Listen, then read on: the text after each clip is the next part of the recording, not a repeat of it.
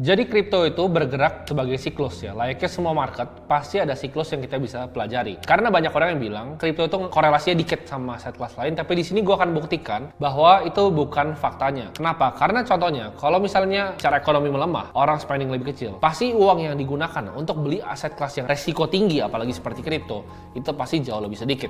Nah di sini untuk kalian bisa ngerti ya, kita akan pakai namanya Four Season Economic Model. Jadi di sini kita bisa lihat ada Goldilocks ya, ada reflation, ada deflation, dan ada inflation. Di saat misalnya lagi Goldilocks dan reflation, ini aset-aset yang high risk ya. Jadi kita harus tahu siklus aset. Contohnya, kalau kondisi seperti sekarang, kita tahu misalnya ini masih banyak ketidakpastian ekonomi yang dilakukan orang akan larikan uangnya ke aset kelas yang lebih aman.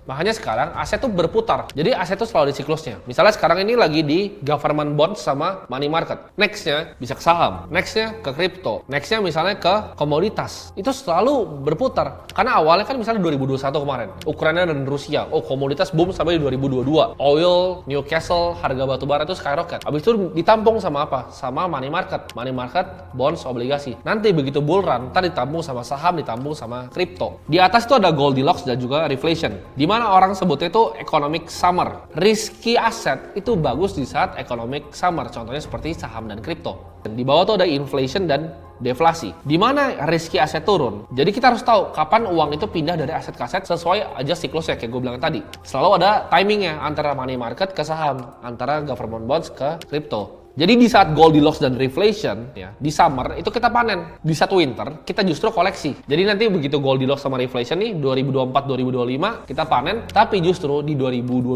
2023, 2024 awal itu kita pupuk dulu tuh. Koin-koin yang kita suka kita pupuk dulu. Kenapa? Karena kita tahu oh ini lagi nggak bagus nih, ini lagi bukan economic summer, lagi bukan Goldilocks sama reflation. Nanti begitu Goldilocks sama reflation kita sikat. Jadi kita harus bisa ngelawan herding behaviornya orang-orang. Karena orang-orang bisa kebalik tuh mindsetnya. Sebagai investor yang jago, kita harus kontrarian. Kita punya mindset yang orang lain nggak bisa lihat. Bahkan kalau kita ngerti tentang misalnya futures market, kita bisa tahu nih, lagi bukan summer, lagi winter, kita sourcing aset-aset seperti Nasdaq, seperti Bitcoin, seperti Ethereum. Begitu naik baru kita beli lagi, kita long gitu. Itu bisa mainnya seperti itu.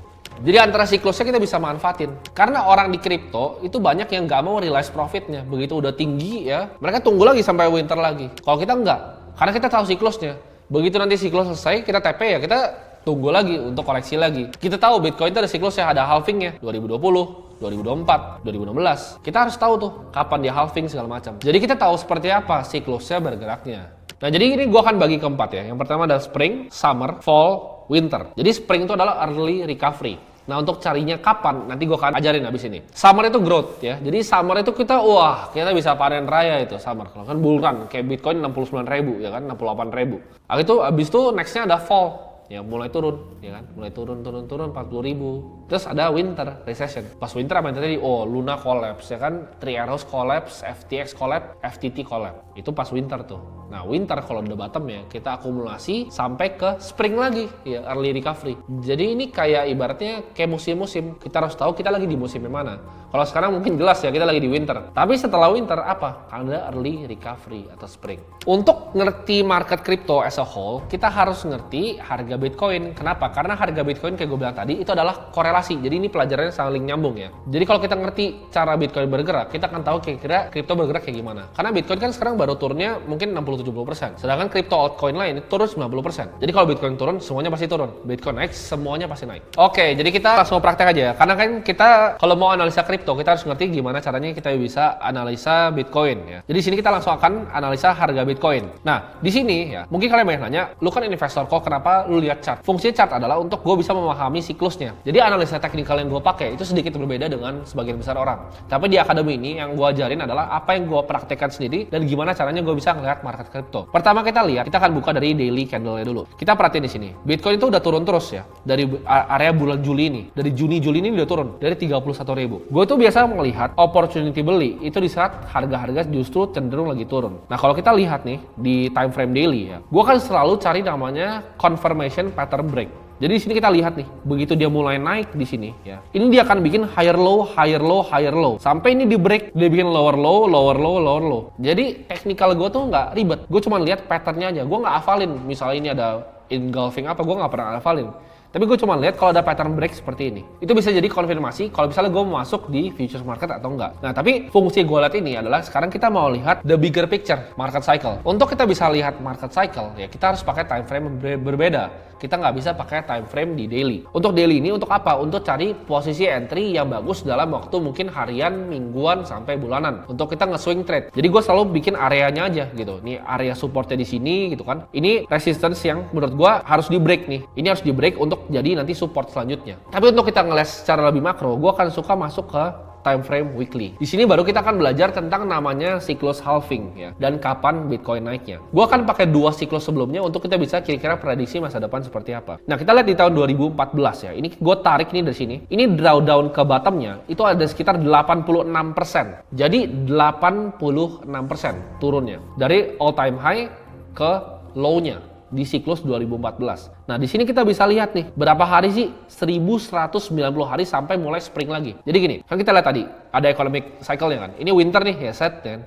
Winter berarti ini hampir setengahnya. Winternya itu sekitar 500-an hari. Begitu dia udah mulai naik, ini 1190 hari. Sampai dia mulai ke spring. Ini summer nih, ya kan? Mulai lagi nanti dia akan winter lagi. Jadi gua akan summer, winter ya kan. Mulai summer, winter lagi. Nah, siklus selanjutnya kita lihat. Dia all time high, turun ke bawahnya itu 82%. Sebelumnya kan 86%, sekarang 82%. Mungkin kalian tanya, kapan recovery lagi? Kapan bottom lagi? Ini kan udah terbukti secara historical.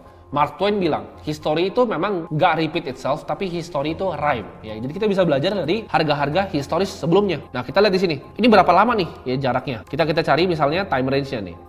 Day range-nya. Dari misalnya dia all time high ke dia mulai recovery, ini 560 hari ya siklus terakhir. Kalau sampai all time high-nya lagi kita tarik, ini sama nih, around 1000-an hari. Jadi dari all time high sebelumnya kena winter sampai all time high lagi 1176 hari. Kalau misalnya kita lihat yang sama, dari sekarang nih, dari all time high-nya nih gue tarik nih, dari all time high-nya kita bikin 1057 hari aja. Itu kira-kira akan ada di September tahun 2024. Jadi nextnya mungkin ketemu bull run lagi, itu September 2024. Nah, sekarang itu kita masih di mana? Kita masih di Desember 2022. Apakah sekarang udah bottom? Nah, kita lihat nih, kita sama. Kan tadi kita lihat siklus yang di sini itu 86%. Di sini 82,45%. Nah, kita lihat nih. Kalau misalnya kita tarik misalnya dari price range dari sini, kita tarik sekarang harga sekarang itu masih bahkan ke 15.450, itu masih 77%. Nah, ini bisa spekulasi kalian nih. Kalau gue pribadi, gue rasa bottomnya di sini nih, di resistance-nya gue gambar di sini. Ini adalah bottomnya di sekitar 80-an%. Ya, jadi gue akan tarik 80,19%. Bottomnya akan di 13.400 gue lihat. Tapi apakah bisa ke 82? Ya kalau 82 kita tinggal adjust nih. Misalnya kita samain kayak sebelumnya. Tapi trennya cenderung menurun karena sebelumnya 86, nextnya 82. Menurut gue sekarang mungkin di area 80. Jadi prediksi gue antara akan mungkin di 13 ribuan. 13.000 sampai 14.000 itu udah bottom. Nah, tapi pertanyaannya kapan recovery-nya? Kita tinggal lihat nih dari historical waktunya. Jadi cara gue ngeliat siklus Bitcoin begini, dan ini menurut gue siklus kripto. Kenapa? Di saat summer naik, nanti Bitcoin naik, gue akan hajar ke kripto-kripto yang kecil-kecil. Jadi kalau misalnya kita lagi winter gini, uang kita tumpukin aja di Bitcoin sama Ethereum. Tapi nanti begitu siklusnya dia boom summer, hajar di altcoin